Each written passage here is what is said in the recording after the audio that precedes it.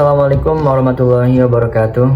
Perkenalkan, nama saya Anarudin, mahasiswa studi Islam interdisipliner Fakultas Darussalam Islamiyah angkatan 2024 dengan NIM 245551085. Pada pembahasan kali ini melanjutkan dari pembahasan ilmu mawaris, yaitu menjelaskan salah satu pembahasan dalam fikih mawaris, yaitu kasus khusus waris yang berkaitan dengan anak dalam kandungan dan anak tidak sah. Nah, kedua kasus ini memiliki aturan tersendiri dalam hukum Islam, sehingga pentingnya dipahami agar pembagian harta warisan dilakukan secara adil dan sesuai syariat. Yang pertama di sini ada anak dalam kandungan. Kasus pertama adalah anak yang masih berada di dalam kandungan ketika pewaris meninggal dunia. Dalam fikih mawaris, janin tetap diperhatikan haknya karena ada kemungkinan ia akan lahir menjadi ahli waris. Oleh sebab itu, hak tidak boleh diabaikan meskipun belum hadir ke dunia. Dalam hukum Islam, anak yang masih dalam kandungan berhak menerima warisan. Tetapi ada syarat yang harus dipenuhi, yaitu anak tersebut sudah berada dalam kandungan saat pewaris meninggal dan lahir dalam keadaan hidup, meskipun hanya beberapa saat. Karena belum diketahui jenis kelamin dan berdasarkan bagian warisannya, maka pembagian warisan biasanya ditunda sementara atau sebagian harta disisihkan hingga bayi lahir. Setelah bayi lahir, barulah pembagian dilakukan sesuai ketentuan syariat. Sebagaimana contoh, seorang ayah meninggal dunia dan meninggalkan seorang istri yang sedang hamil. Dalam kondisi ini, harta warisan tidak langsung dibagikan seluruhnya. Sebagian harta ditahan sampai bayi lahir. Jika bayi lahir hidup, maka ia menjadi ahli waris dan memperoleh bagian sesuai ketentuan. Namun, jika bayi dalam keadaan meninggal, maka ia tidak memperoleh hak waris. Aturan ini menunjukkan bahwa Islam sangat menjaga hak ahli waris, termasuk anak yang masih berada dalam kandungan. Yang kedua di sini ada anak tidak sah.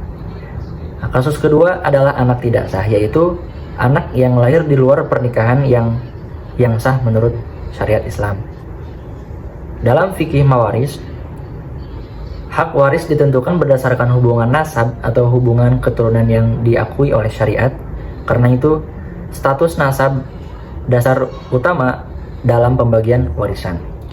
Dalam hubungan waris Islam, anak tersebut tetap memiliki hubungan nasab dengan ibunya, tetapi tidak memiliki hubungan nasab dengan laki-laki yang menyebabkan kelahirannya, kecuali dalam kondisi tertentu yang diatur oleh hukum negara atau pendapat ulama tertentu. Oleh karena itu, dalam ketentuan fikih mawaris, anak tidak sah dapat mewarisi dari ibu dan keluarga pihak ibu. Begitu juga sebaliknya, ia tidak mewarisi dari ayah biologis maupun keluarga ayah biologis, menurut pendapat mayoritas ulama.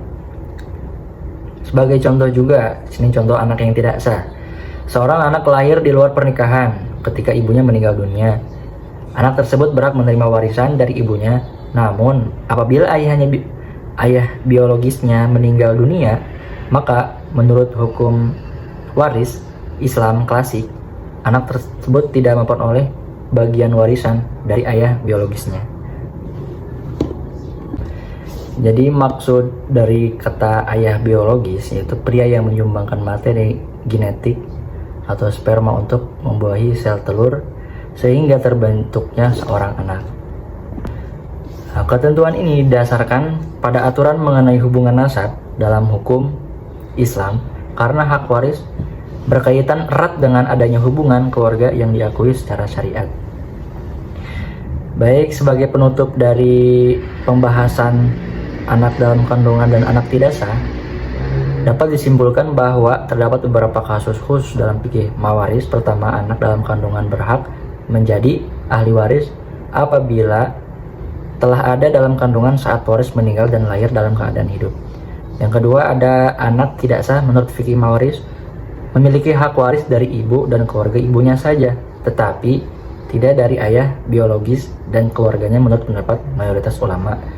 Dengan memahami aturan ini, kita dapat melaksanakan pembagian warisan secara adil sesuai syariat Islam, serta menghindari perselisihan dalam keluarga. Terima kasih, mungkin cukup sekian penjelasan pada video kali ini. Saya akhiri, wassalamualaikum warahmatullahi wabarakatuh.